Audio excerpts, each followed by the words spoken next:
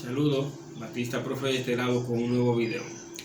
Algunos de ustedes me han preguntado que cómo se calcula el capacitor de arranque o el capacitor de marcha de un motor monofásico. Entonces, hay un sinnúmero de fórmulas que se utilizan para hacer el cálculo de un capacitor de un motor, tanto de arranque como de marcha. Pero una fórmula sencilla que yo conozco y que la he utilizado por algo tiempo, me resulta fácil y práctica. Se la traigo aquí, la tengo aquí detrás de mí en la pizarra y se la vamos a explicar para que vean lo simple, lo fácil y lo sencillo que se calcula un capacitor de arranque o un capacitor de marcha para un motor monofásico. De este lado tenemos la fórmula para calcular un capacitor de arranque de un motor monofásico. Es una fórmula muy sencilla. Dice, la capacidad del capacitor de arranque será igual a 2650 sobre el voltaje al que trabaja el motor por la corriente que consume dicho motor. Eso me dará la capacidad del capacitor de arranque en microfaradios. El 2650 es una constante que utilizaremos de manera permanente. El voltaje de trabajo del motor, ya sea 120 o 240, y la corriente que te consuma. Esos datos de voltaje nominal y de corriente podemos determinarlo en la placa de características del motor. Entonces, la capacidad del capacitor de arranque será igual a 2650 sobre el voltaje de trabajo por la corriente nominal de consumo. Me dará la capacidad del capacitor en microfaradios. Para eso tenemos aquí un pequeño ejemplo. Los 2650 sobre 240 por la corriente, en este caso sería 15, asumiendo que el motor trabaja a 240 voltios y consume 15 amperes, son datos que son asumidos, ustedes tendrán que determinarlo en la placa de características del motor. Me daría entonces un capacitor de 166 microfaradios, más o menos un tanto por ciento que determina el fabricante, ya sea un 5, un 10 o un 15%.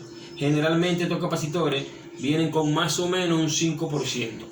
Así determinaríamos entonces el capacitor de arranque de un motor de fase partida. En algunos casos estos motores vienen para trabajar con un capacitor permanente o capacitor de marcha. De este lado entonces tenemos un ejercicio con la fórmula para calcular un capacitor permanente.